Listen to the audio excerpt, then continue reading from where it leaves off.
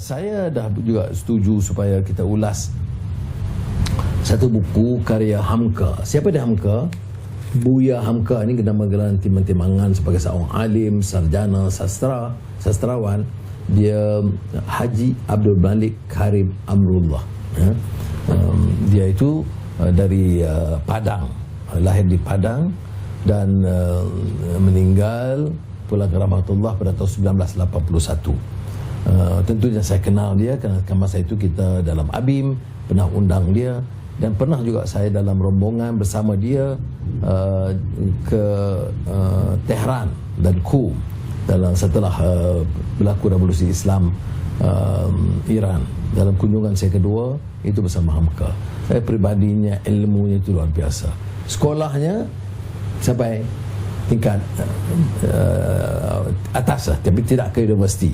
Tetapi pemikirnya mengalahkan ramai profesor, dan dia diberikan gelaran honoris causa oleh Universiti Al-Azhar kerana menimbangkan penguasaan bahasa Melayu yang baik, bahasa Arabnya baik. Saya semasa saya mula di penjara di bawah ISA, ya, Akhir Keselamatan Negeri Kemunting, Presiden ABIM ketika itu Razali Nawawi, Syekh Razali Nawawi menulis kepada saya, minta saya gunakan waktu menterjemah tafsir Azhar. Tafsir Azhar itu tafsir yang ditulis oleh Hamka semasa beliau ditahan oleh Soekarno, dan Hamka juga dituduh percubaan membunuh Soekarno. Memang tak masuk akal, tapi demikianlah politik ini, fitnah ini. Seorang alim macam Hamka pun difitnah, percubaan membunuh. Dan masa itu ada golongan komunis yang cuba menyerang beliau dalam akhbar fikiran rakyat umpamanya, yang meminta beliau dihukum dan dia ditahan. Dan masa itu dia tulis tafsir Azhar. Baik, mengapa saya tak dapat? Saya mula tak boleh sebab dia terlalu kaya penguasaan bahasa, pepatah, peribahasa, dan pahaman tentang budaya Melayu dia terlalu kuat. Jadi untuk terjemah istilah-istilah dan pepatah saya fikir terlalu suka, ya. Umpamanya ini dalam buku dia Falsafah Hidup. Falsafah Hidup saya tengok, ya. Pepatah Melayu mengikat binatang dengan tali, mengikat manusia dengan akal. Itu dia sebut kerana dalam falsafah hidup dia ada dua, tasawuf moden, falsafah hidup. Ini banyak membantu saya. Dan ibu saya, arwah ibu saya itu memang peminat Hamka luar biasa. Tapi Hamka ini bukan saja seorang alim, ya. Dia penguasaan bahasa Melayu ini sangat kuat. Satu, dia juga sastrawan. Dia menulis umpamanya tenggelamnya kapal Van der Beek, merantau ke Delhi, apa lagi, ya. Itulah saya ingat. Ada lagi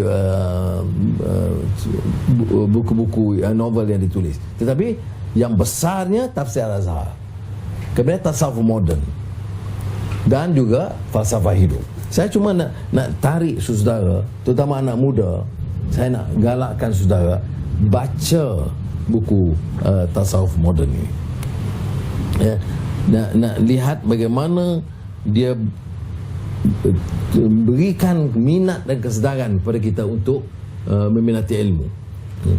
Adapun ilmu, dia bagi kategori ilmu, ya. Falsafah ni ilmu perlu kita kuasai,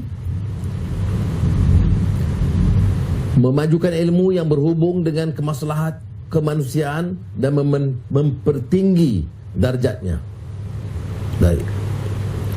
Jangan ilmu maju, kemanusiaan mundur. Ini yang menarik saya kepada Hamka ni.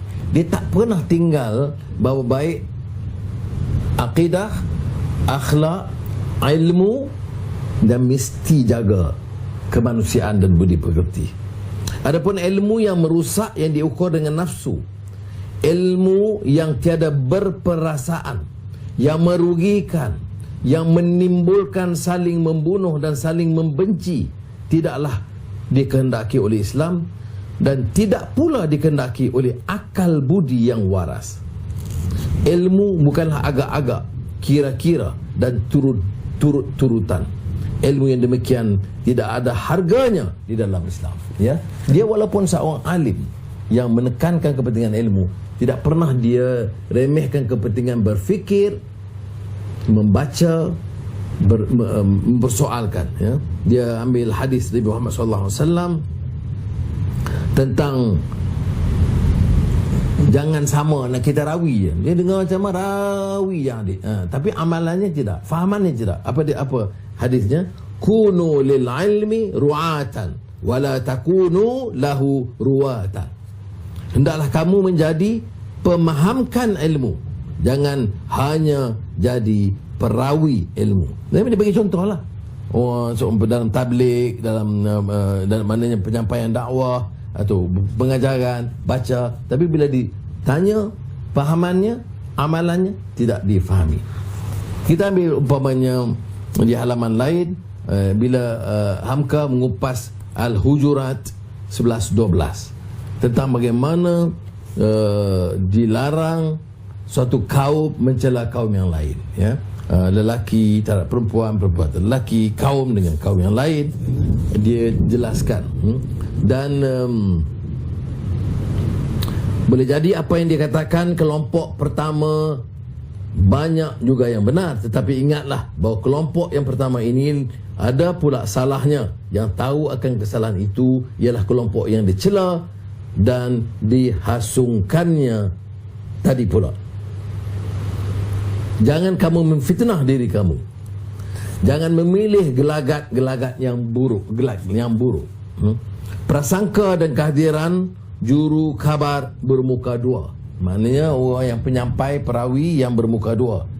Ini dalam politik ramai begitu. Jangan membicarakan aib dan cela saudaramu di belakangnya. Banyaklah ini kena baca oleh orang ramai dan juga orang politik. Kemudian ada hal-hal seperti menghormati ibu bapa dan baca dengan perasaan, dengan sedih lah, kerana dia mengupas dengan bahasanya yang indah dan pahaman agama yang mendalam, dan di samping itu pahaman tentang sejarah yang lebih terbuka. Umpamanya saya baca, ya, dia meminta kita baca walaupun orang itu pernah memenjarakan dia. Kata dia apa? Tulisan Soekarno tidak sama dengan tulisan Muhammad Hatta, wakil presiden pada zaman itu. Sultan Takdir, mana Sultan Takdir Ali Shahbana, pemikir, sastrawan, tapi tidak semestinya sealiran dengan pahaman Islam pada peringkat awalnya, tapi tidak serupa dengan Manu Matu Mona. Tetapi mereka meningkatkan kemasyhuran sebab sederhana. Dia ambil kekuatan tokoh-tokoh ini terhadap kesederhanaan mereka, tidak melebihi dari hikmah yang ada pada dirinya. Pada itu muncul pula penulis-penulis lain yang hanya meniru, mencontoh dan menurut saja kepada orang-orang. Sebab itu mereka menjadi ekor saja, atau mencuba melebihi dari kekuatannya, sebab itu dimuntahkan orang.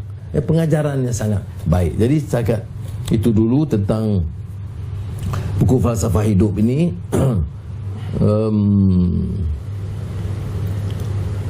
Naninjau, Sumatera Barat. Saya pergi oleh kerana ingat dia dan kenal dia dan jasa dia juga kepada peringkat Habib, peringkat awal, saya ziarah pondok dia, sekolah dia yang dia asaskan, dan perkampungan dia. Dan saya ingat sampai sekarang penduduk-penduduk di sana, walaupun dia meninggal dunia pada tahun 1981, masih menunjukkan kasih dan kuat membaca.